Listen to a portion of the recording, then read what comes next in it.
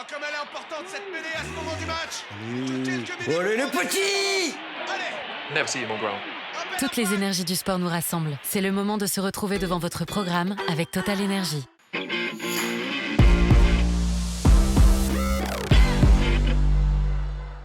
Bienvenue dans Kick-Off Rugby. On lance le week-end ensemble, on fait corps ensemble pour démarrer ce week-end de rugby. Émission disponible, vous le savez, sur rugbyrama.fr, sur YouTube, sur toutes les plateformes de podcast ainsi que sur viaoccitanie.tv. Alors on va parler rugby avec le sourire comme toujours. Au programme de cette émission, on évoquera bien évidemment la 23e journée de Top 14, mais pas que. On vous a préparé un petit débat sur les derbies. On vous donnera notre top 3 des plus beaux derbies. Il va y avoir débat, je sens, et après ça, on rejoindra Basile qui nous a préparé comme d'habitude un petit quiz.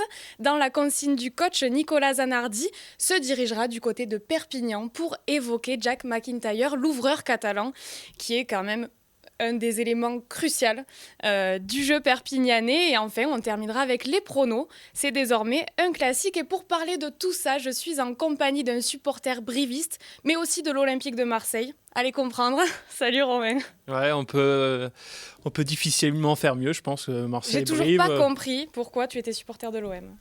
Bah, ça s'explique pas, la passion, on l'explique pas, et puis voilà. Et c'est drôle parce qu'à chaque fois qu'on demande à un mec qui supporte l'OM, qui n'est pas marseillais, il a toujours la même réponse. Non mais ça s'explique pas, c'est le sport, c'est la beauté du football. Mais bon, on t'en veut pas. Et il fait sa deuxième apparition, il est biterrois, et oui, personne n'est parfait, mais on lui en veut pas parce qu'il est sympa. Salut Loïc. Salut Manon. Comment tu vas toi aujourd'hui ? Ouais, très bien. Très bien. Ouais. Tout va bien pour les biterrois, donc tout va bien. Il est quasiment en phase finale, ça va. Bah, je te dirai si tout va bien ce soir. D'accord. Après le match contre Nevers, pour l'instant un peu stressé. Ouais, on le sent, mais c'est pas grave. T'inquiète, moi je le sens bien, la SBH. Que Dieu t'entende. Hein. Que Dieu du rugby soit avec toi. Ça va aller entre vous, parce qu'un Biterrois et une Arbonnaise... Oui, mais ça va, on arrive à mettre... On cohabite. Donc, J'aurais dû me mettre au milieu. On cohabite, mais je t'avoue que sa tasse de la SBH au milieu de mon bureau, là, ça m'agace. Pour l'instant ça va, mais quand on parlera des derbies, là, Ouais. Alors, On changera de place. On risque de s'accrocher sur les derbies, mais finalement, je pense qu'on sera plutôt d'accord. On verra. On verra parce que moi, je ne connais pas les derbies que vous avez choisis. Mais enfin, on en parlera tout à l'heure. Avant ça, messieurs, je voulais vous parler de quelque chose parce que la fin de saison en Pro D2 approche. Et je sais que toi, t'es serein avec tes biterrois qui marchent sur l'eau, mais ça, c'est pas le cas de tout le monde, puisqu'il y en a qui vont vivre une fin de saison un petit peu plus compliquée. Je vous parle de tout ça dans le discours d'avant-match. Jingle. Le discours d'avant-match. Alors, je sais pas ce que vous en pensez, mais pour moi, il n'y a rien de plus excitant que les phases finales. Ces moments de communion intense, la joie de pouvoir marquer l'histoire, aussi l'envie de soulever un bouclier, ou même le simple fait d'avoir espoir de potentiellement grimper à l'échelon supérieur. Ça, c'est pour ceux qui ont la chance de batailler en haut du tableau, mais c'est pas le cas de tout le monde, on l'a dit. Il y a un autre type de phase finale, finalement, c'est celui du bas de tableau. La phase finale de la survie, celle du maintien. Et voilà, ça s'avère toujours un petit peu plus compliqué. Et justement, j'y viens. Pour la première fois cette saison, se jouera un barrage entre le finaliste perdant de National et l'avant-dernier de Pro D2. Je sais pas vous, mais moi, cette ultime chance, elle m'anime plus que tout. Car finalement, est-ce qu'il n'y a pas un plus bel enjeu que de lutter pour son maintien ou que de lutter pour enfin retrouver un niveau supérieur ? Moi, perso, je trouve que c'est ce qu'il y a de plus beau. D'un côté comme de l'autre, c'est intense, que ce soit la joie de monter ou la joie de se maintenir. Dans tous les cas, il y a cette petite boule au ventre où tous nos sentiments se mélangent, où on se dit un petit peu « aïe aïe », peur de l'échec, et puis également cette envie, mais plus que jamais, existe en fait au-delà de la peur. Et ce sentiment que plus rien n'existe autour. Ce sentiment que le temps d'un instant, rien n'est plus important que la victoire au risque que le ciel nous tombe sur la tête. Parce que quand on lutte pour le maintien, on a l'impression que le ciel va nous tomber sur la tête si on perd ce match. Et au contraire, quand on a envie de remonter en Pro D2, c'est un petit peu le même sentiment finalement. C'est aussi beau d'un côté comme de l'autre. Parce que, honnêtement, moi, c'est ce qui me fait vibrer. Moi, c'est ce que j'ai envie de voir le week-end. Je trouve que c'est ça la beauté du sport. Et soyez-en sûrs, ce barrage vaudra le détour. Ce barrage entre le finaliste perdant de National et le 15e de Pro D2. Et même pour ceux qui ne sont pas supporters, ça en vaudra le détour parce que je vous vois venir. Le barrage cette année opposera probablement mon équipe de cœur, Narbonne, et l'équipe que je suis maintenant depuis un petit moment. Je sais, messieurs, mais croyez-moi, il n'y a rien de plus beau qu'un barrage et ces émotions finalement qui sont décuplées. Vous voyez, je me dis presque que c'est plus beau de gagner un barrage que de soulever un titre. Tu t'engages. Là, je m'engage. Papier opinion. Là, je sais que c'est une opinion particulière et que pas grand monde la partage. Mais en fait, je me dis, soulever un titre, c'est beau, sauf que toute la saison, tu sais que tu es en haut du tableau, tu sais que tu vas aller jouer ces phases finales et que tu as potentiellement l'occasion de remporter un titre. Finalement, quand tu es dans une position comme Montauban ou comme Narbonne, en fait, tu luttes toute la saison pour essayer d'exister dans un championnat. À la base, tu commences pas une saison pour que ça se termine comme ça. Et en fait, je me dis, la joie, elle est tellement encore plus forte, tu vois, de se dire qu'on a peut-être sauvé le club de quelque chose de dramatique.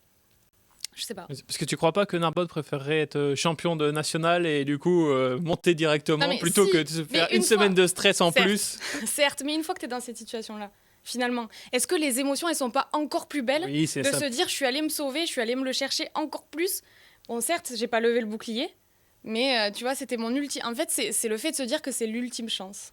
Oui, le fait que ce soit la dernière, la deuxième chance, la dernière chance, c'est sûr que ça ramène un peu de piquant, mais c'est surtout pour l'équipe qui lutte toute la saison avec la peur au ventre, de savoir si elle va finir dernière, avant-dernière, et d'avoir cette chance. C'est surtout pour eux, j'ai envie de dire que pour l'équipe du niveau inférieur, c'est tout bonus. Pour eux, par contre, c'est tout l'inverse. Ouais. Qu'est-ce que vous en pensez justement de ce barrage de national ? Parce que c'est vrai qu'on en parle beaucoup, nous, dans la rédaction. Pour moi, ça apporte encore plus de compétitivité, en fait, au championnat national. Je trouve que c'est important qu'il y ait cette passerelle.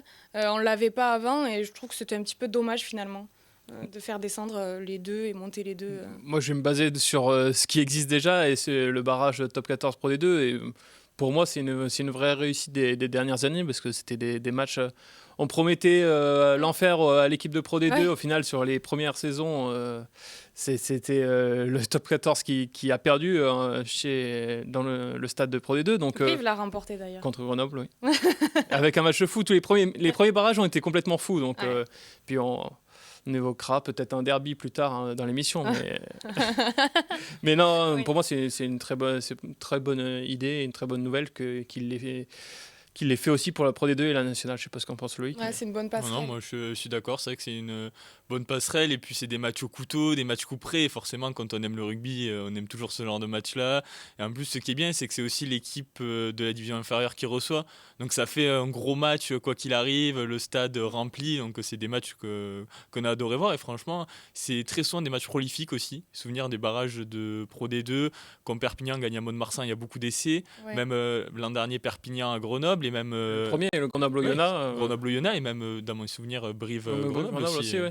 Mais c'est le seul bémol que je mets à ça, c'est que les équipes ont quand même moins de temps pour préparer la saison d'après. En termes de recrutement et tout ça, c'est une semaine ou deux de perdu pour ça, mais c'est vraiment le seul bémol que je trouve à ces barrages. Sinon, il n'y a qu'une semaine au final. Alors je sais qu'une semaine ça peut être beaucoup, mais les clubs bossent quand même toute l'année. Oui, mais je veux dire, l'équipe, je sais pas, le 15e de Pro D2 par exemple, il a toujours cette chance, donc il ne sait pas s'il prépare son recrutement pour la nationale. Alors pour le national. Voilà, donc c'est vraiment juste. Oui, alors que quand tu termines une saison, tu sais que tu es aux 2 dernières places, que tu n'as pas forcément de chance de remonter. Bon, effectivement, tu peux préparer ta saison à venir d'une autre façon, mais c'est vrai que c'est quand même hyper beau. Non, mais après, ces matchs-là, c'est les matchs pour lesquels. Travaillent toute l'année, c'est l'aboutissement d'une saison, tout le monde a envie de jouer les phases finales et c'est un peu leur phase finale à eux. C'est leur phase finale à eux en fait, c'est ça qui est beau aussi et c'est pour ça que je disais que ça fait vibrer.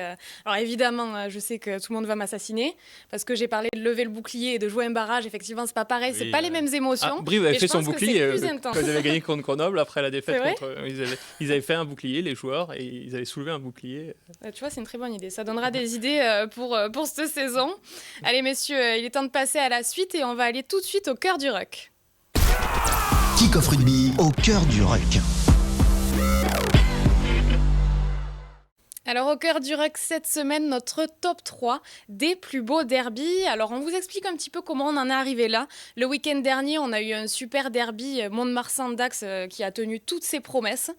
Donc on en a un petit peu parlé. Ensuite ce week-end, on a un derby au doigt avec Narbonne-Carcassonne en demi-finale de national. Et évidemment Bordeaux qui reçoit La Rochelle en top 14. Derby de l'Atlantique. Ça nous faisait 3 derbys. On s'est dit tiens, ce serait peut-être l'occasion de parler de derby. Et en plus, on sait qu'on a tous un petit peu des derbys vers chez nous. Donc, ce qu'on va faire, je vous propose, chacun donne son top 1, donc son premier, celui qu'on met tout en haut de l'échelle. On en débat et ensuite on descend vers le deuxième et le troisième. J'espère qu'on va être d'accord pour le premier au moins. Je pense que oui. Alors, je précise, vous deux, vous vous êtes mis d'accord ? Non, Vous pas vraiment. êtes dit vos derbys. d'accord. Moi, j'ai joué le jeu jusqu'au bout. J'ai rien dit à personne. Bon, au final, ce matin, j'arrive à la rédac. Je m'aperçois que je suis toute seule dans mon délire. Quoi, hein. Mais allez, vas-y, Loïc. Bayonne-Biarritz. Ok. Bayonne-Biarritz. Ouais, moi aussi. Bon. Ah bah voilà. Je pensais qu'il y aurait... n'allait pas être d'accord avec nous. Non, ça va. Je vais pas mettre Narbonne, là. Ça va. Vous me prenez pour qui ? Une Narbonnaise. Oui. C'est vrai. Non, je suis pas allée jusque-là. Je reconnais. Parce qu'au final, on sait pas Narbonne avec qui est le vrai derby. Bah si. Carcassonne, Béziers... Non, si, il a raison. Mais on y viendra après. Parce qu'à mon avis, ça arrive ensuite. Je pense qu'on va pouvoir en parler. Ouais, ce Biarritz-Bayonne, moi, perso... En fait, il y a plusieurs critères qui, pour moi, définissent un vrai derby. D'abord, la situation géographique, bien sûr. Parce que je suis désolée, mais pour moi, Rouen-Vannes, c'est pas un derby. Non, Pas oui, de mais Rouen dans le c'est... sens que vous voulez. Ça, c'est juste pour la C'est journée la des définition derbys. même du derby. ça. Voilà. C'est d'abord, évidemment, que ce soit proche, mais surtout l'histoire qu'il y a derrière.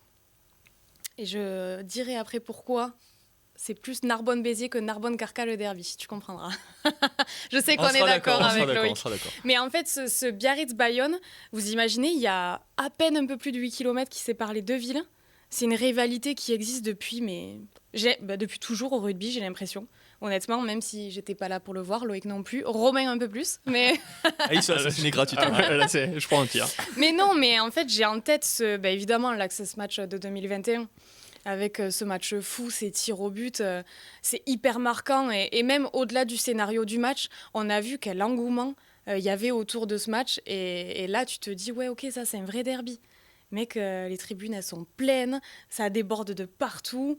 En fait, et encore plus au Pays Basque, je trouve que le rugby là-bas, ils ont vraiment une ADN un petit peu comme les Catalans. Enfin, vous voyez, c'est vraiment le genre de supporter particulier quand même. Moi, Non, j'adore. ouais, je te rejoins. Hein. Déjà, c'est la première chose, c'est la proximité géographique. Donc, tu dis qu'il y a moins de 8 km. Je me demande même si les deux villes se touchent pas. Enfin, je sais pas, mais c'est surtout ces matchs qui ont plein d'anecdotes. Tu parlais de cette séance de tir au but en barrage. On peut parler de la fameuse bagarre avec Imanol, son père, en 2011, je crois. C'est tout ça Il faut quand même le raconter, ça. qui Parce alimente que le tout le monde n'est sel. pas au courant de ce qui s'est passé sur ce match-là. Ah, je crois que c'était en 2011. Alors, je sais pas si Loïc était au stade. Moi, j'y étais pas. Ah, En j'étais tout pas cas, non plus. Il avait 8 ans. Oh, quand même pas. Ouais, mais il a des bons souvenirs. Non, c'est Imanola Rinordoki qui s'était chamaillé, on va dire, poliment, avec Jean-Jo Marmouillet, je crois, le troisième ligne bayonnais, quand un spectateur avait fait irruption sur la pelouse, et il s'avère que ce spectateur, c'était le père d'Imanol. Donc voilà, Ça, on le verrait plus aujourd'hui, par exemple. Et pourtant, il n'y a pas si longtemps que c'est le frère de Sekou Makalo Ah qui oui, était c'est rentré, si je dis pas de bêtises. C'est vrai ? Oui, c'était pour un stade français Toulon, non ou Je sais que c'était à Jambouin, je revois l'image, mais j'avoue que j'ai plus le nom de l'adversaire. Non, voilà, donc Ça peut encore arriver, donc. c'est toutes ces petites anecdotes qui font que les derbys restent des derbys et ont toujours ce piment un peu en plus, quoi. Et puis moi, juste, je sais pas, c'est peut-être me prendre pour un fou, mais des bleus contre des rouges, je trouve ça bien en termes de couleur, quoi. Au moins, on les distingue bien, et Merci, puis Romain, on voit pour les bien qui daltoniens, c'est sympa. qui est bayonnais, qui est biarro. Ouais, c'est vrai, et t'as raison. C'est vrai. puis, Non, mais il y a même une s'il devait être que histoire, 5000 au barrage accession, on remarquait qu'il y avait quand même peut-être plus de 5000 rouges, quoi. Ah oui. Non, et puis ce qui est fou, c'est que tout à coup, quand il s'agit de derby, t'as l'impression que ça va au-delà du rugby. C'est-à-dire, en fait, c'est deux villes qui s'opposent, et même ceux qui s'intéressent quand même relativement de loin au rugby, ils disent « Ah non, mais aujourd'hui, c'est le derby, il faut y aller. » Tu vois, il y a quelque chose qui est rentré dans les mœurs, en mode, le derby, c'est le truc à voir, quoi. En plus, ce qui est bien avec Bayonne et Biarritz, qu'on peut caricaturer, on peut dire c'est les riches de Biarritz contre les moins riches de Bayonne. Il y a même cette dimension-là, et Ouais. c'est vrai que dans un derby, une autre échelle, il peut y avoir aussi pareil, la Seine, les dockers, les mecs qui traînent dans les ports, et hier, les riches de la plage. Et c'est vrai qu'il y a cette dimension-là, et puis surtout, effectivement, dans un derby, il y a la proximité géographique, mais je pense qu'aussi il y a la ferveur, et je pense que celui-là emporte tout quoi, sur son passage. Ah oui, je rejoins complètement Loïc. Et puis, il y a aussi ce fait que les Biarros se disent l'équipe basque, et les Bayonnais c'est tous les disent deux les Basques. c'est nous les Basques. En fait, Ouais. il y a cette identité en plus d'un territoire un peu C'est vrai que particulier. c'est un peu Donc, compliqué chez eux, hein. Franchement.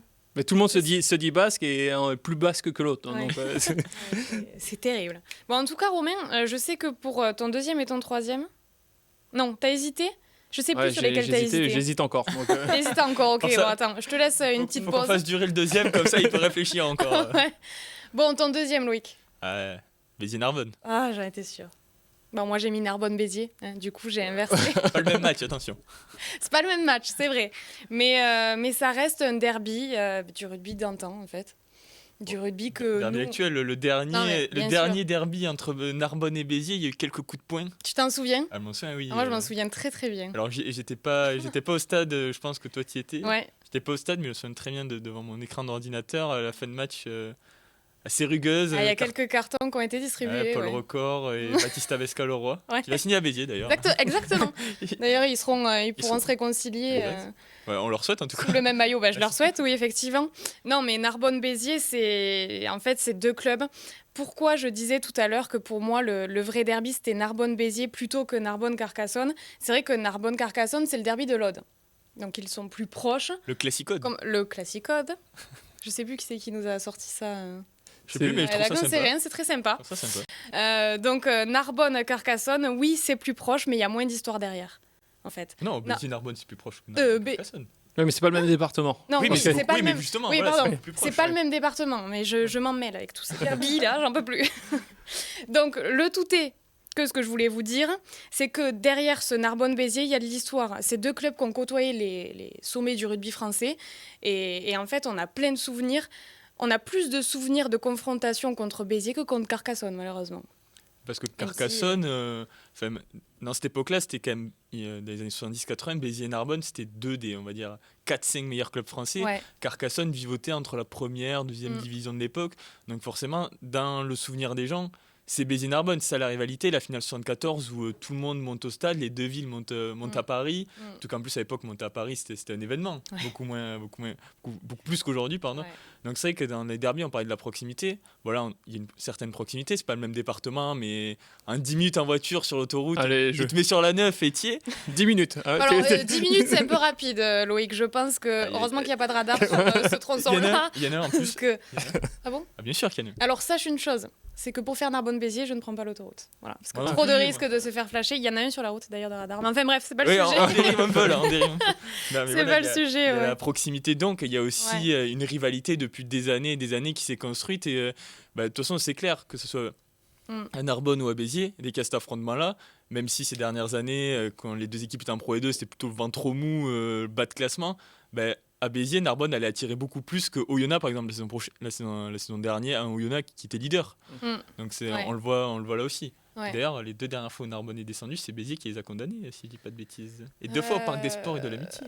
Puis ils se sont joués en, Lui met des pièces, là, Ah oui. c'est gratuit. Je suis là pour ils ça. se sont joués en finale du championnat de France, et rien que pour ça. Ouais. Je les ai pas mis deuxième, mais ils auraient pu. Non, ça arriver reste quelque chose. Et puis, c'est un derby où il y a beaucoup d'anecdotes. Et en fait, il y avait une. C'est fou parce que c'était il n'y a pas si longtemps, mais il y a une vingtaine d'années où. Si on remonte encore plus loin, on peut remonter. Mais quand tu parles à un Narbonnais et que tu lui dis donne-nous un souvenir de derby, il va de suite te parler de Béziers. Et je pense à ces joueurs qui ont vécu des derbys, à ne pas pouvoir rentrer dans le stade avec des supporters. C'était pas très élégant, hein. Mais bon, qui jetaient des cailloux. Il y a eu beaucoup. Il y a même une histoire de derby où il y a une rumeur de revolver Non, c'est pas Jérôme. Ah, c'est pas une rumeur, après, oui, c'est. Mais alors, je Le- dis rumeur parce que je n'étais pas là pour le voir. Moi non plus. Mais. Et après, si je dis pas de bêtises, il y a un match, effectivement, match arrêté où ça avait été très tendu en tribune sur le terrain. Ouais. Et c'est le père de Jack Cantoni, si pas de bêtises, l'ailier de Béziers, qui a tiré un l'air. Il avait un fusil dans sa voiture, il a tiré un l'air pour calmer les foules. Pour calmer les foules, Ouais. voilà. Ouais, mais il y a une autre version où c'est pas du tout ça. C'est vrai que À c'est un peu compliqué. Narbonne et Béziers, il n'y a pas les mêmes versions. Ça dépend où t'es. Oui, c'est vrai. Bon, Romain, on t'a laissé le temps. Ah, pour le deuxième, je le savais. Je partais Ah, pas le très loin deuxième, du Pays tu Basque, savais. je partais dans les Landes. Ah, il Mont-de-Marsan, nous a mis Dax. Mont-de-Marsan-Dax. Mont-de-Marsan-Dax, pourquoi ? Parce que c'est deux clubs aussi historiques du championnat de France et deux clubs qui ont sorti des grands noms. On pensera aux frères Boniface et qui ont joué la finale du championnat de France contre Dax, donc dans les années 60-63, il me semble, si ma mémoire ne fait pas défaut. Et donc, c'est deux équipes qui se retrouvent quand même assez souvent, qui jouent les hauts tableaux cette année en Pro D2. Et puis, je sais pas, le jaune et le rouge, ça va bien ensemble aussi. Qu'est-ce qu'il a avec les couleurs, lui, aujourd'hui? Non, c'est vraiment deux clubs vraiment mythiques du championnat de France et du rugby français. Donc, et c'est le même département pour le coup, les Landes. Tu l'as mis en troisième, toi, le Dax Mont-de-Marsan? Non. Ah bon? Ah, parce que moi, c'est mon troisième. Donc, du coup, je rejoins Romain. Je pense qu'en deuxième, j'ai mis Narbonne-Béziers parce que c'est le cœur qui parle. Mais effectivement, je te rejoins totalement et je l'ai mis en troisième. Non, vraiment, j'ai hésité entre les deux pour la deuxième place, mais le fait que ça soit pas le même département, ça m'a fait, Ah oui, ça t'a fait basculer. ça m'a fait basculer vers les Landes. Et moi, je pense que aussi il y a la culture du moment de se dire, déjà par rapport au dernier derby, ça nous a un petit peu replongé dans le fait qu'effectivement, c'était un des vrais derbys du rugby français. Mais voilà, avec Dax qui fait une saison franchement dingue, j'espère que ça va durer et qu'ils vont être qualifiés pour le top 6. Mais ouais, franchement, c'est historique et je pense que tu peux pas, Loïc, oublier le Mont-de-Marsan-Dax, tu vois, dans ton top 3. Il va nous dire qui est Ouais, t'as troisième. mis qui en troisième? Même si Ouais, je pense qu'on va... Unpopular opinion. Aïe, J'ai aïe. mis Stade Français Racing. Moi aussi, je l'ai mis donc. Ah, C'est vrai? Oui. Alors Ouais, là, s'il y a bien... Attendez, depuis tout à l'heure, on parle des supporters, de l'engouement qu'il y a autour d'un derby. Je suis désolée de le on dire, parle mais de les deux l'histoire clubs aussi. parisiens... L'histoire, c'est la première finale Ok, mais moi, du je vois pas championnat grand de monde... France en J'ai jamais vu, 1892. j'ai jamais Stade vu Français Jean Bouin Racing. plein. Hein. Vous l'avez vu, vous? Jean Bouin plein. Ouais. Ah, c'est rare, mais déjà... C'est une légende. Non, mais de plus en plus. En plus, cette année, il commence à y avoir plus de monde parce que le Stade français est en haut. Puis, pour moi, ça reste deux clubs quand même historiques de tout sport confondu. En France, de l'arrivée des sports au 19e siècle et tout ça, c'est deux clubs qui se sont battus pour être le club francilien, on va pas dire parisien pour les Racingmen, mais ouais, c'est vraiment purement historique là pour le coup, même si je comprends c'est la ferveur et tout ça, mais je pense pas que... Ouais, moi, Souvenez-vous, quand Gaël Ficou est parti du Stade français pour aller au Racing, ça a quand même fait du bruit. Non, moi, Ça a fait du j'ai même bruit, mieux. mais Et c'est bon. d'ailleurs ce qui a penché pour moi pour que je mette ce derby, c'est, souvenez-vous, l'épisode de la fusion. Ah, les deux clubs se mobilisaient, genre c'est impossible d'être avec l'autre. C'était Ouais. impensable pour eux, pour les supporters, pour les joueurs, pour tout le monde, de pactiser avec l'ennemi d'une certaine manière. Et c'est là qu'on a vu qu'au final, c'est vrai qu'on peut dire des fois les deux stades ne sont pas remplis et tout ça. Mais au final, c'est là qu'on a vu que c'était quand même deux clubs historiques qui étaient fiers de leurs valeurs, enfin de leur histoire. Et c'est vrai que là-dessus, on a vu vraiment ça. Et puis même l'an dernier, l'épisode du casque de, Ah oui, de Laurent Travers. de Laurent Travers, le karting, la F1, on a vu quand même qu'il y avait toujours une rivalité et tout ça, donc c'est vrai que j'avais bien aimé Ouais, ça bien aussi. sûr, il y a une rivalité, mais c'est vrai que peut-être, moi, je pense plus culture de l'instant, culture du moment. J'ai du mal à me détacher aussi de tout ça et peut-être que j'ai moins d'affinité avec les clubs parisiens. Je vais m'attirer leur foudre, mais c'est pas grave. Mais voilà, moi, c'est vrai que pour moi, il y a beaucoup moins d'engouement. En fait, tous les clubs qu'on a cités avant, ça rappelle le rugby d'avant, quoi, le truc, tu vois, un peu rugueux que j'aime bien. T'es des années 70. Je suis quoi. désolée, mais Stade Français Racing, c'est les paillettes. Oui, mais Oui, mais c'est un il en derby faut. d'une Il en manière. Oui, C'est un d'accord. derby d'une manière. Mais c'est les paillettes et en même temps, j'ai jamais vu je suis désolée, une ferveur incroyable comme on a pu voir dans les clubs du Sud. Voilà. pour un Stade Français Racing. Je Bon, pense que c'est quand même le match qu'ils attendent tous chaque année. Je pense que le Racing, le match phare de leur saison, c'est contre le Stade Français. Et le Stade Français, même si ils ont eu une rivalité à un moment avec Toulouse, qu'ils affrontent d'ailleurs ce week-end, maintenant, je pense que leur vraie rivalité, c'est avec le Racing et que les deux équipes Oui. cochent ce match absolument. En premier. peut-être que je suis pas du tout objective. Et du coup, tu t'as pas dit ton troisième. Mais si, Ah, c'est Monde Tu m'as pas écouté. Monde de Dax. c'est comme d'habitude, en fait, tu m'as pas écouté, c'est fou, hein. Mon Marsan Dax, ouais. Et il nous en manque un. Et alors, t'hésitais avec quoi, toi? Ben non, mais du coup, ça m'en fait 4. Là, si. Non, ça t'en fait 3. Et si je dis Bayonne-Biarritz, Narbonne-Béziers, parce que j'ai hésité avec Narbonne-Béziers quand même. Mont-de-Marsan-Dax et les Parisiens. Ah, t'as hésité avec Narbonne-Béziers, Eh oui, d'accord. Bon, bah t'as fait une erreur, t'aurais dû mettre. Ouais, je suis Après, d'accord. j'aurais pu dire Oyonnax à Bourg-en-Bresse aussi. Parce que c'est deux clubs qui se détestent aussi dans l'un. Ils sont tous les Oui, deux dans. c'est vrai. Mais ils se sont moins joués dans Ils sont moins l'élite. joués. Après, plus on descend dans les divisions, plus il y a de derby. Donc, Après, Oui. après, je pense que pour toi, du rouge contre du violet, ouais, ah, bizarre. Ça va pas. bizarre. Voilà, c'est.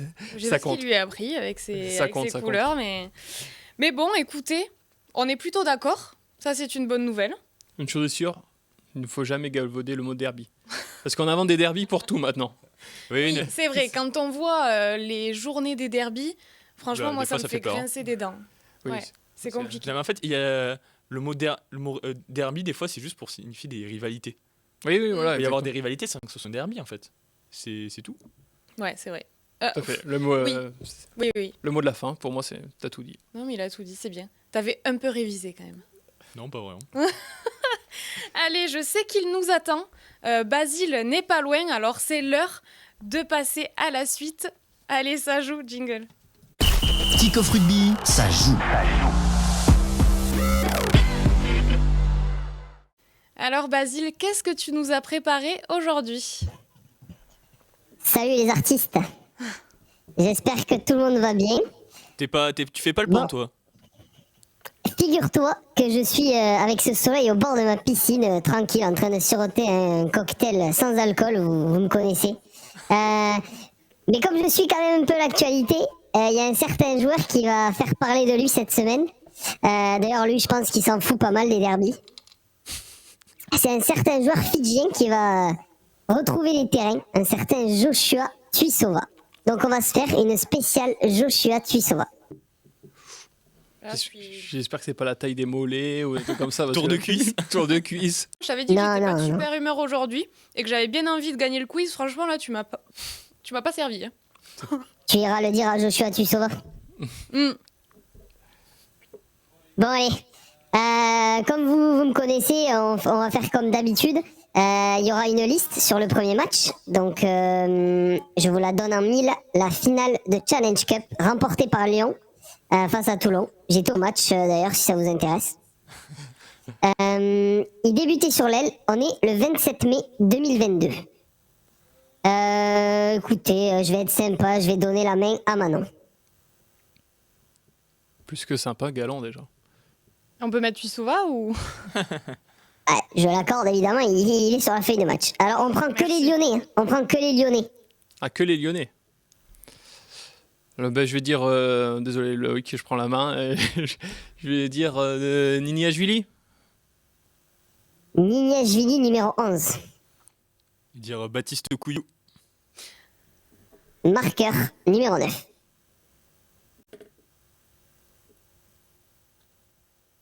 Pourquoi j'ai des trous? Vous voyez, à chaque fois, j'ai un trou de mémoire. Ah oui, là, c'est mérité. Sanction immédiate de Basile. Flamme. Attends, Ah, mais vas-y, sors-en un autre, je vais réfléchir. Ben, Léobert 2, peut-être. Léobert 2, c'est bon.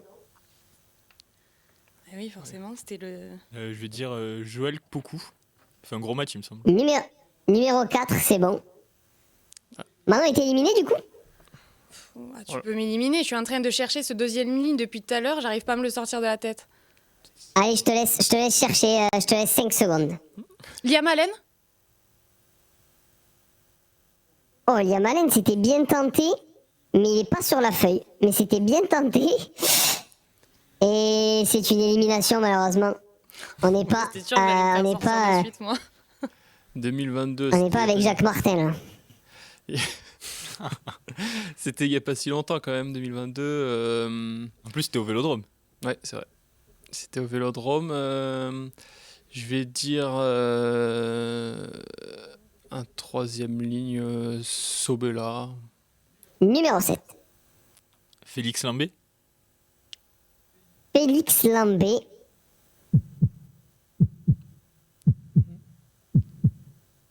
Numéro 19. Ce serait Romantao Fifenoa qui commence, du coup. Exactement. Numéro 5. Demi-mêlée remplaçant. Je vais dire Thibaut Regard. Ouais. Basile a fait. Ah, il est tombé dans la piscine. Oh non. Ah, ouais. Putain. Merci. Il est pas tombé dans la piscine, mais toi, tu es tombé dans le piège. Thibaut Regard n'était pas là. Celle-là, elle est pour Romain, du coup. Et l'honneur est sauf. Première liste pour Romain. Est-ce qu'on s'en fait une deuxième ou est-ce qu'on passe directement au plus ou moins? Plus ou moins, on change un petit peu. On varie les plaisirs. Allez, Oui, sinon je C'est vais pas parti. jouer. Donc, c'est parti. On commence encore avec Manon. Donc là, je peux pas faire plus simple comme explication. Vous me dites plus ou vous me dites moins. Très bien. Joshua Tuisova, plus ou moins de 55 essais en top 14. Moins. C'est plus 67. Plus ou moins de 30 sélections avec les Fidji. Plus. C'est moins, c'est 25. Ah, je suis vraiment sur une phase. Plus ou moins de 3 trophées avec le RCT. Moins. Plus 4 trophées. Ouais, si. Le 4 à la suite. Le 4 à la suite. Vas-y. Et là, on part sur un truc un peu freestyle. Plus ou moins de 26 œufs mangés par jour. Oh, franchement, non, 26, ça fait beaucoup quand même. Moi, je dirais qu'on est sur une moyenne de 20. Allez, celle-là, elle est gagnée. Pas d'échec. Au moins, j'ai une bonne réponse. 1 sur 4. On passe à Romain. Plus ou moins de 33 km/h en vitesse de pointe, Joshua Tuisova. Plus. Ça fait beaucoup plus. Plus, c'est bon, on est à 35,5 en vitesse de pointe. Baissez-vous si vous voulez le prendre un jour. Plus ou moins de 117 kilos. Moins. Moins 113. Mais baissez-vous quand même. Plus ou moins, et celle-là elle est spécialement pour toi, plus ou moins de 82 cm de tour de cuisse. Plus. Beaucoup plus. C'est moins, c'est 71. Oh, c'est tout. Ah ouais, je suis déçue. Et enfin, c'est tout, allez-y, mettez-les les 82 cm. Plus ou moins de 34 répétitions à 170 kg développé couché. Moins, allez. Allez, elle est cadeau, c'était plus ou moins, c'est selon s'il est en forme. Elle est cadeau. Donc, Oh, il est freestyle, il est Ouais. freestyle. Oui. on passe à Loïc. Plus ou moins de 50 cm de tour de mollet, Joshua Tuisova. En plus, Ah, moins, 48. je sais pas ce que ça représente. Il a fait que des pièges aujourd'hui, Basile. Plus ou moins de 176 cm en taille, ou 1m76, c'est vous qui décidez. Plus, quand même. Plus 1,81. Plus ou moins de 175 matchs en top 14. Moins. Moins 158, bravo. Et enfin, plus ou moins de 37 mecs envoyés sur civière depuis le début de son arrivée en top 14. Oh, beaucoup plus, beaucoup plus. Beaucoup plus, ça a été facile, effectivement. Tu finis donc avec un 3 sur 4 et c'est autant que Romain, vous êtes à égalité, mais Romain gagne ce quiz-là puisque c'est lui qui a remporté la liste. Ouais. Ah, bah, d'accord. Merci, Basile. Tu peux aller te baigner. Mais en fait, Basile, il fait ses règles, il fait un peu ce qu'il veut. Oui, on va pas lui en C'est vouloir. mon territoire. Merci beaucoup, Basile. J'espère que le soleil frappe toujours aussi fort au bord de ta piscine et que tu vas revenir bien Le, bronzé. s- le soleil donne, comme on dit. Merci beaucoup. Je te dis à vendredi prochain. À vendredi. Salut la team. Il était plus en forme que la semaine dernière. J'ai cru comprendre qu'il était malade la semaine dernière. Oui. Il s'est vite remis pour aller. Il avait la voix un peu enrouée. Il y a des jours fériés dans une semaine, il reprend du poil de la bête. Il adore travailler quand personne veut travailler, lui. C'est un peu, Travailler, il est au bord de sa piscine, tu vas pas me dire qu'il travaille quand même. Il fait des quiz freestyle, On plus connaît ou moins tous de le 25 télétravail. Hein. Pas. Allez, on va revenir aux choses sérieuses. Maintenant qu'on a joué un peu, il est temps de passer à la consigne du coach. La consigne du coach. Alors cette semaine, messieurs, Nicolas Zanardi s'est dirigé du côté de Perpignan pour analyser un petit peu le jeu catalan. Et c'est vrai qu'il y en a un qui fait un petit peu la pluie et le beau temps, on peut le dire, c'est Jack McIntyre. Il analyse un petit peu comment cette équipe catalane a autant de succès cette saison. Il nous donne quelques pistes, on l'écoute. L'USAP réalise une saison formidable qui doit beaucoup évidemment à Franck Azema qui a trouvé les clés après un début de saison compliqué en l'absence des joueurs qui disputaient la Coupe du Monde pour relancer l'équipe.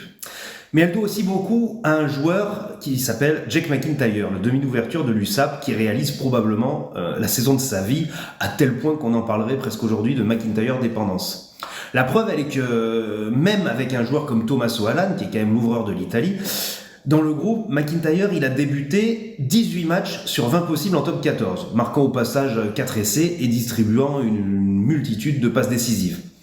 C'est un joueur qui est arrivé l'an dernier, qui a connu un petit temps d'adaptation, mais dont la philosophie et surtout le style de jeu ont collé avec les préceptes à l'époque de Patrick Arletaz, sur lesquels Franck Azema s'est inscrit dans la continuité. Perpignan, c'est aujourd'hui une équipe qui tient beaucoup le ballon, qui arrive à le conserver sur de longues séquences, et ça convient très bien à McIntyre, qui n'a pas un jeu au pied d'une longueur exceptionnelle, mais par contre, qui arrive à déposer le ballon sur des passes au pied, etc., et qui est surtout très très bon pour lire les situations et distribuer le jeu à ses partenaires. Et sachant qu'à Perpignan, il y a beaucoup de gros porteurs, comme Pozzolo Tuilagi, comme Joaquin Oviedo, Tomo Epo, Dougie Valou, et on en passe, et bien, il s'éclate dans ce système et il est devenu indispensable. Alors, ajoutez à ça, en plus, sa complicité avec ses anciens partenaires de Clermont, que sont Van Tonder, Nakalevou, Veredamou, et vous obtenez pratiquement le cocktail idéal pour que McIntyre soit aujourd'hui un des meilleurs demi d'ouverture du championnat et une des clés, un des facteurs X de l'USAP dans sa quête incroyable de top 6 aujourd'hui. Il ne reste juste plus qu'à prier pour Perpignan que celui-ci ne se blesse pas d'ici la fin de la saison. Oui, on l'espère en tout cas, et heureusement qu'il fait la précision de Jack McIntyre qui est arrivé à Perpignan en 2022 et qui est aujourd'hui l'un des indispensables de cette équipe. C'est vrai que Perpignan, depuis le début de la saison, c'est la belle surprise. Perpignan est quand même aux portes du top 6 et est en passe de faire quelque chose de grand. Ça serait cool. Et Jack McIntyre n'y est pas pour rien en fait, parce que Perpignan, ça envoie du jeu. Ah oui, mais j'ai souvenir de pas mal d'essais en première main. Donc forcément, c'est beaucoup de travail à l'entraînement évidemment, mais c'est aussi la gestion du 10 parce que chaque fois, c'est lui qui est impliqué sur ses actions. Et après, ce qui lui permet aussi de se mettre en valeur, c'est j'ai l'impression qu'il a toujours énormément de solutions, notamment les trois quarts autour de lui, c'est-à-dire il a toujours un mec qui arrive à hauteur, un qui vient en dos, un qui vient inter. Et quand on est défenseur, c'est hyper dur de défendre sur ça parce que on est censé chaque fois prendre un joueur, glisser, et au final, s'il y a un mec inter, un mec dans le dos, un mec extérieur, des croisés, des redoublés au milieu, très vite on peut être perdu, on tourne à gauche, on tourne à droite, et le ballon il est passé et c'est fini.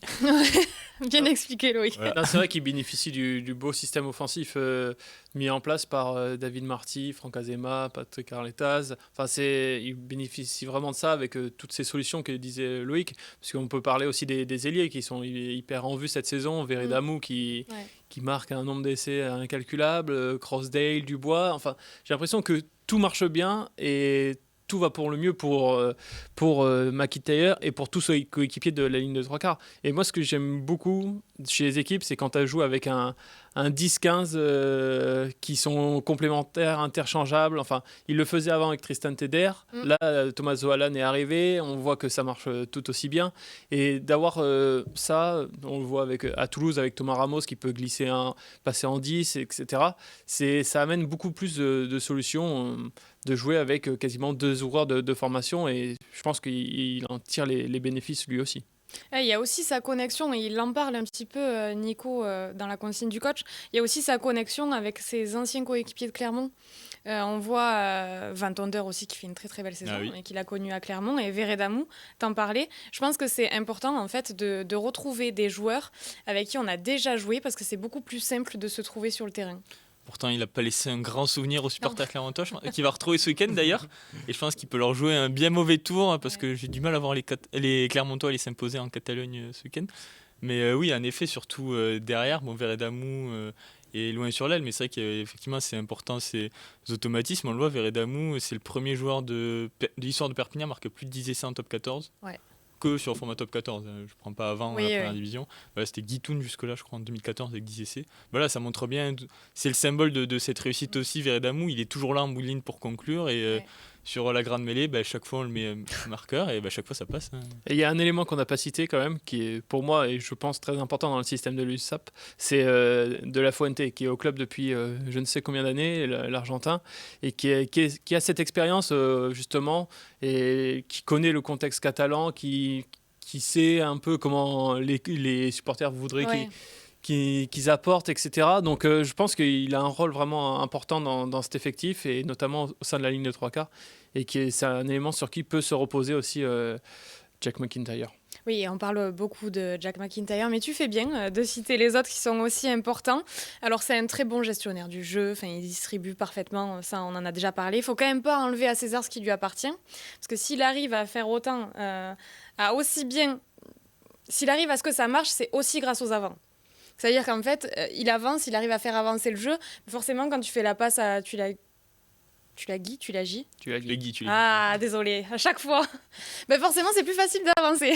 Ah oui, Nico l'a très bien dit, qu'ils ont quand même des gros porteurs de balles. On pense à Faoso, à Oviedo, Tulagi, enfin tous ceux qu'il a cités. Et même Ruiz, le talonneur argentin. C'est des joueurs qui perdent pas beaucoup d'impact et qui permettent de jouer dans l'avancée. Et pour... une charnière et un demi d'ouverture, c'est quand même du confort en plus. Je vais peut-être pas être rustre en disant ça, mais un match, ça se gagne quand même devant. Les trois quarts de Clermont, non, c'est le match de ce les trois quarts de Perpignan, s'ils sont autant dans l'avancée, comme disait Romain, c'est parce que devant, il faut un gros travail. Et quand tu es dans l'avancée, derrière, pour attaquer la ligne, lancer le jeu, c'est quand même beaucoup plus confortable, quoi. C'est vraiment un tout qui fait sens, mais c'est vrai qu'au centre, on a McIntyre qui est quand même essentiel. Mais il a dompté le vent quand même en Catalogne, et c'est quand même pas facile. Ah oui, ça c'est sûr. En tout cas, quand... Si, il y a beaucoup de vent quand même à Perpignan. Il y a beaucoup de vent. Je peux pas J'allais dire le contraire. Sur les derbies, on peut ne pas être d'accord, là je pense qu'on est tous d'accord. Oui, clairement. Mais bon, c'est bien, il s'est adapté. On va glisser vers la dernière partie de cette émission, puisqu'on va parler de Perpignan-Clermont. On se lance tout de suite dans le Money Time. Kick-off rugby, Money Time. Alors messieurs, on va se concentrer sur plusieurs gros matchs ce week-end. Et ce week-end de top 14 va démarrer ce samedi 15h par Perpignan-Clermont. On y revient. Voilà. On reste en Catalogne. On reste en Catalogne. Il fait beau, comme Basile, on va se mettre au bord de la piscine. T'as raison, j'aimerais bien y être au bord de la piscine, mais bon, je suis bien avec vous quand même, c'est pas ce que je dis, mais... Bon, ce Perpignan-Clermont, je sais pas ce que vous en pensez, mais c'est vrai que les Catalans, marchent un peu sur l'eau depuis le début de la saison. Enfin, depuis le début de la saison. Bon. Il y a eu un petit passage début de saison compliqué. En début de saison, oui, donc... On peut dire depuis début la mi-saison. Ouais, voilà, depuis 2024. Pour moi, je pense peut-être le tournant, c'est ce match contre Bayonne. Ils reçoivent Bayonne et juste avant Noël. C'est vrai. Déjà gros match et surtout festival offensif. Et là, on se rend compte vraiment que Perpignan à la maison, ça peut marquer beaucoup d'essais et faire très mal. Et d'ailleurs, je pense que depuis, personne n'a gagné Mégiral. Donc... Et puis après, on connaît les dynamiques une fois que la mayonnaise prend, qu'il y a moins de pression parce qu'on va pas. Ils sont quasiment sauvés, donc ils jouent aussi plus relâchés, ils n'ont plus rien à perdre, tout à gagner au contraire. Et donc ça peut amener très haut. Comme Dax en Pro D2 au final. J'allais dire comme Béziers, mais. Ouais, oui, mais Dax, on n'attendait pas Béziers. Béziers fait aussi un début de saison très mauvais avant que les Portugais rentrent du mondial. Mais c'est vrai que Dax, c'est encore plus l'équipe surprise. Parce que Béziers a été assez vite au final dans le top 6, alors que Dax met plus de temps à y arriver. C'est fou, il arrive toujours à reparler de Béziers. Il ne faut pas le relancer. C'est moi. Sinon, on continue l'émission et on parle de la SBH. On revient sur les derbies et Béziers-Perpignan. C'est un derby pour Béziers-Montpellier. Là, pour revenir à Perpignan, Ouais. je les vois gagner. Je les vois gagner contre Clermont parce Bah. que, comme je dis, ils sont relâchés, ils ont plus rien à perdre. Et puis à domicile, il va y avoir, je pense que ça doit être à guichet fermé encore, une ferveur de fou. Clermont reste sur un échec, même s'ils ont plutôt proposé un très bon contenu C'est contre ce que les j'allais Sharks. dire, À voir attention, comment hein, ils se c'est- sont relevés de Ouais. ça, et eux, au contraire, peuvent avoir un petit peu la boule au ventre, Ouais. même si En je fait, ne fais pas de soucis pour eux. Mais je me fais pas de soucis pour les Catalans, mais j'ai envie de dire attention à ces Clermontois qui sont frustrés, blessés, vexés, tout ce que vous voulez.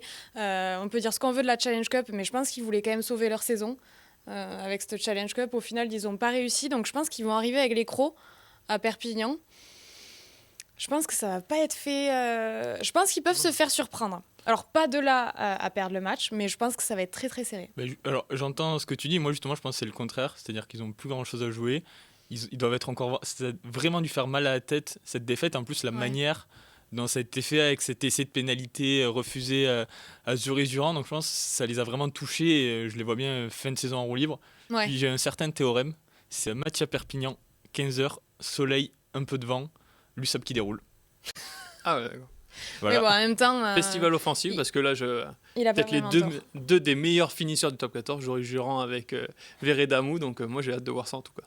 Bon, donc du coup, victoire de Perpignan large. 45-20. Ah oui. Wow. Ouais, du spectacle. Ah, du spectacle. Ah, il y aura du Champagne. spectacle. Ouais. On va se régaler. Et Ah toi non, moi je vois plus serré quand même. Un 35-30, un truc comme Ah, ça. mais quand même, avec beaucoup Ah oui, de points. un festival offensif, là. C'est deux Ouais, équipes non, moi, qui je vois jouent. un 26, 23. Il fait beau. Il fait beau, c'est vrai, il fait beau, mais bon. Ouais, je sais pas. On verra. En tout cas, on sait que je suis pas hyper bonne en prono, mais je pense que ça va être serré. UBB La Rochelle, le derby de l'Atlantique. Non. La rivalité de l'Atlantique. Oui, pardon, la rivalité de Parce l'Atlantique. que Bordeaux, ils ont des derbies avec tout le monde. Oui. Le derby de la Garonne, le derby de Oui, c'est vrai. l'Atlantique. C'est vrai, c'est- Bordeaux, qu'est-ce qu'on en pense? On en pense. Moi, Moi, je pense surtout La Rochelle. Ah oui. Alors, non, pardon. Je réfléchis surtout beaucoup La Rochelle, parce que je l'ai déjà dit dans cette émission, j'ai été un petit peu déçue par les Rochelais. J'ai l'impression qu'ils se sont pris les pieds dans le tapis et qu'ils vont pas réussir à remonter la pente. Donc, pour moi, c'est presque évident que Bordeaux va s'en sortir, quoi. Ah, donc tu joues Bordeaux, du coup. Oui, pardon, je joue Bordeaux. D'accord. Mais je passe par le prisme La Rochelle. D'accord. C'est des fois dans ma tête les fils.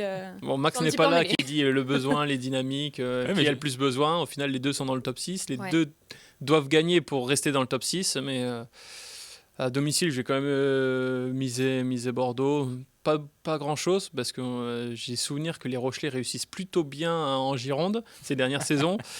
Mais au vu de la forme et tout ça, je vois quand même un peu plus Bordeaux, mais pas grand-chose, quoi.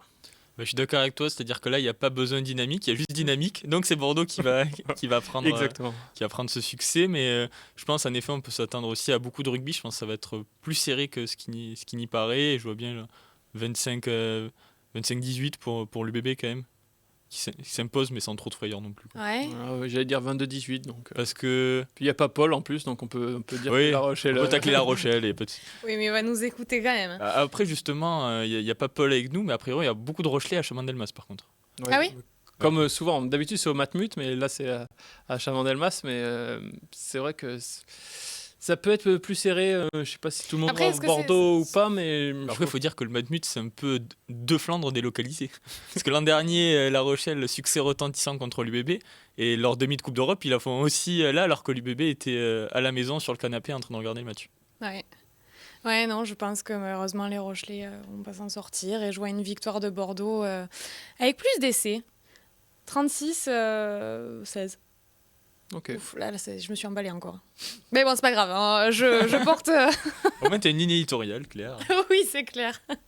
Et en dernier, on va se pencher sur Toulouse-Stade français. Alors voilà, un grand match, un classico. Ne vous y trompez pas, ça n'a rien à voir avec un derby. Loïc, Merci. Rivalité. une rivalité, forte rivalité d'ailleurs. Ça se joue au Stadium Non, Ernest non, Vallon. Ernest Vallon. C'était une question, ça y paraissait pas comme ça, mais c'était une question. Non, Ernest Vallon. Toulouse-Stade français, qu'est-ce que vous en pensez? Le besoin, la dynamique. Les deux sont dans le top 2. Arrêtez, il y a 2 semaines, j'ai fait mon discours d'avant-match sur la langue de bois. Vous n'allez pas me parler de dynamique, de... Non, je ne vais pas être très surprenant en misant Toulouse à domicile, mais attention, parce qu'il y a peut-être du relâchement après la demi-finale de Coupe d'Europe. Ils ont la finale déjà peut-être dans un coin de la tête, à voir l'équipe qu'ils vont aligner. Est-ce que les cadres vont être au repos ou pas? Mais à domicile, je vois bien Toulouse emporter, surtout qu'avec le Stade français, même s'il y a un peu moins de rivalité que dans les années 2000, il y a toujours ce petit piquant. Et ces dernières saisons, Paris-Toulouse, ça ne joue pas forcément avec tout le monde sur la pelouse. Au match aller, il y avait quasiment tout le monde et le Stade français avait bien battu le Stade toulousain. Donc je pense qu'il y a un petit goût de revanche et je mise sur une victoire toulousaine. Ok. Oui, pareil. Je pense que Toulouse, ils vont surfer sur la dynamique du succès acquis contre les Harlequins la semaine dernière. Je pense qu'ils n'auront peut-être pas encore la finale dans la tête. Je pense que tous les cadres vont jouer cette semaine, peut-être sont en repos la semaine suivante. Mais surtout, en plus, quand on voit maintenant la concurrence que Stade Toulousain, il y a quand même des places à prendre. Thomas Ramos sur le banc, moi j'imagine si Thomas Ramos sera titulaire, il va avoir à cœur de sortir un très très très gros match ce week-end. Et je pense que ça va peut-être être le cas d'ailleurs, vu que Kinghorn a le nez amoché. Oui. On a vu, le nez assez beaucoup tordu, voilà. On va pas se le cacher. Donc je vois bien un gros match de Ramos justement pour ça. Et puis pareil, le match aller avait beaucoup déçu côté toulousain parce qu'il y avait Dupont qui était de retour, plusieurs mecs, et au final ils avaient perdu sans contestation. Bon, gros match de Léo Barré qui avait été exceptionnel ce jour-là, donc c'est pour ça. Large victoire de Toulouse. Pour moi, Paris à l'extérieur, on a vu, comme à Clermont, ça peut très facilement déchanter quand même. Attention, c'est quand même la meilleure équipe à l'extérieur. Donc, même s'ils ont pris une claque à Clermont et que les matchs à l'extérieur, maintenant, pour eux, sont moins capitaux puisqu'ils sont quasiment assurés dans le top 2, je me méfierais quand même de cette équipe. En fait, c'est justement, je me dis, ils n'ont plus trop besoin de gagner extérieur, donc ils vont essayer de rester invaincus chez eux jusqu'en fin de saison pour assurer cette deuxième place, enfin être dans le top 2 et voilà. Moi je trouve que c'est hyper bizarre ce Toulouse-Stade français parce que bien sûr on a envie de se dire mais comment Toulouse va perdre à domicile au vu de la saison qu'ils font, mais en même temps le Stade français, j'ai l'impression que oui bien sûr on a la tête qu'ils ont été leaders, je crois qu'ils sont à combien de points derrière? Ils sont devant. Ils sont premiers? Oui. Ouais mais derrière je sais plus, je regarderai. Toulouse, combien de points derrière? Ouais. Ils sont 2 points derrière. Voilà, 2 points. Il va être hyper important ce match. Et le Stade français, j'ai l'impression que oui, c'est les meilleurs à l'extérieur, mais on a toujours tendance à les sous-coter en fait. Et c'est ça qui est presque piégeux. Je trouve que c'est un peu compliqué de déterminer, même si on n'arrive jamais à dire que Toulouse va s'incliner dans son antre. Je pense qu'il faut quand même faire attention à ces Parisiens qui auront... Si je peux me permettre... Oula. T'es pas tombé dans la piscine? Non, je viens de me sécher là. Il y a un match Paris-Toulouse aussi, je sais pas si ça vous intéresse ce week-end. Je pense que le PSG s'est fait éliminer avec des champions, ils vont vouloir rebondir. Je sais pas si ça vous intéresse, on peut parler de ça, parce que le TFC sort d'un mauvais match à Montpellier. Non bref, je m'en vais, je vous laisse. On peut parler de Montpellier si tu veux. Ça te rappelle pas quelques souvenirs, Basile? Non, c'est bon, merci. Il peut pas s'en empêcher, il est comme toi d'ailleurs, il est tiraillé entre le ballon rond et le ballon ovale, c'est terrible. Enfin, tout ça pour dire merci Basile pour cette intervention. Je note que tu m'as coupé, mais c'est pas grave, je saurais te le... On fait les pronos PSG Toulouse Football Club du coup là. Je pense pas que ça va intéresser grand monde, quoique. Victoire de Paris 4-0, c'est plié. Non, je le dirais pas. Je le dirais pas. Bon, toujours est-il que pour ce Toulouse-Stade français, je vois vraiment un truc genre écart de 2 points, quoi. Ah oui? Ouais. Non, quand même, je vois 30-12. Ok. Ouais, pareil, 35-14. Ok. On est plutôt d'accord avec Loïc sur les pronostics. C'est bien, non mais c'est bien. Hein. Et on s'est pas mis d'accord, on en a parlé de nos derbies. Ouais, s'il faut vous vous êtes mis d'accord quand j'étais pas là hier, mais bon. Je vais vérifier tout ça quand même. Allez messieurs, avant de se quitter, on va faire un petit résumé de l'actu pour démarrer ce week-end en toute connaissance de cause. C'est les 80 secondes d'actu. 80 secondes d'actu. Allez, c'est parti, on lance le chrono pour ces 80 secondes Actu, ce week-end, le top 14 reprend ses droits et démarrera ce samedi avec un Perpignan-Clermont. L'UBB recevra La Rochelle pour un derby de l'Atlantique qui s'annonce bouillant. Pour terminer, ce sera le Classico Toulouse-Stade français. Enfin, il faudra jeter un œil du côté de la nationale puisqu'auront lieu les demi-finales avec un Narbonne-Carcassonne et un Nice-Suresnes. On l'a appris cette semaine, il y aurait eu une altercation entre Yannick Bru et Philippe Taïeb lors de la victoire de l'UBB à Bayonne. Le président de l'Aviron a porté plainte pour violence volontaire dans une enceinte sportive. Le manager de Bordeaux a répondu via son avocat. Il évoque des accusations calomnieuses et inacceptables. Une investigation est toujours en cours du côté de la LNR. Et non, Danny Kerr ne viendra pas en France. Le demi-mêlée anglais aux 101 sélections est pisté par plusieurs clubs de top 14, mais il a finalement décidé de prolonger son contrat avec les Harlequins. Et on l'a appris en fin de journée, le match qui devait opposer le 15 de France et la sélection mondiale n'aura finalement pas lieu. Initialement prévu le 22 juin à Bilbao, cette confrontation est donc annulée pour des raisons liées à l'organisation. Pile dans les temps. Sur le gong. Sur le gong, merci à tous de nous avoir suivis. Comme d'habitude, merci à vous messieurs, j'espère que vous êtes régalés. Ah oui, on peut retourner au bord de la piscine avec Basile. Exactement. Ah, on va aller le rejoindre, il a l'air On bien. va aller le rejoindre, non ? Hop, on va bronzer. On va aller passer à acheter quelques bonbons parce que le pot s'est bien vidé. C'est vrai que Paul a fait des dégâts dans le pot. Là. Il y avait 2 pots la dernière fois que j'étais là, il y en a pas. Ouais, pareil, la dernière fois que je suis venu, il y avait 2 pots, elle s'est remplie là. Ah, vous inquiétez pas, on va le missionner. Merci encore. N'oubliez pas que vous pouvez nous retrouver sur Rugbyarama, sur Via Occitanie, sur toutes les plateformes de podcast. On est présent et on se donne rendez-vous vendredi prochain à la même heure et toujours avec le sourire.